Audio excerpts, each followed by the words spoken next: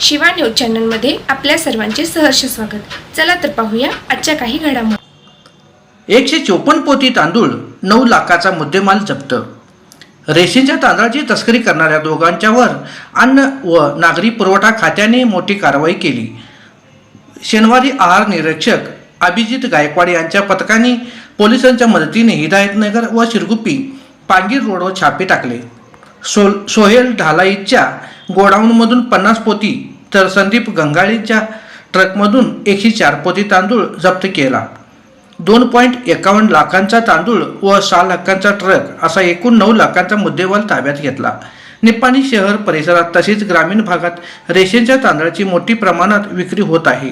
अल्प किमतीत तांदूळ घेऊन त्याला सुवासिक किंवा पॉलिश करून ते मोठ्या दराने विकण्याचे प्रकार दिवसेंदिवस वाढत आहेत। यामध्ये अनेक तांदूळ तस्करांचा समावेश असून गावोगावी तांदूळ खरेदी आणि विक्रीचा व्यवसाय वाढला आहे। ही माहिती अन्न व नागरी पुरवठा खात्याला मिळाल्यानंतर अधिकारी अभिजित गायकवाड यांनी पोलिसांच्या मदतीने सदर तांदूळ तस्करावर कारवाई करत 154 पोती तांदूळ जप्त करण्यात आला आहे।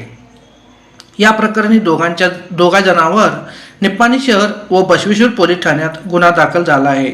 सदर तांदूळ पोत्यासह ट्रक जप्त करण्यात आला आहे। वर्षातील ही सर्वात मोठी कारवाई असल्याचे काळाबाजार करणाऱ्यांचे धाबे दणाणले आहेत। शिवा न्यूजसाठी शिवानंद वशेदार। चॅनलला लाईक व सबस्क्राईब करायला विसरू नका। बेल आयकॉन क्लिक करा।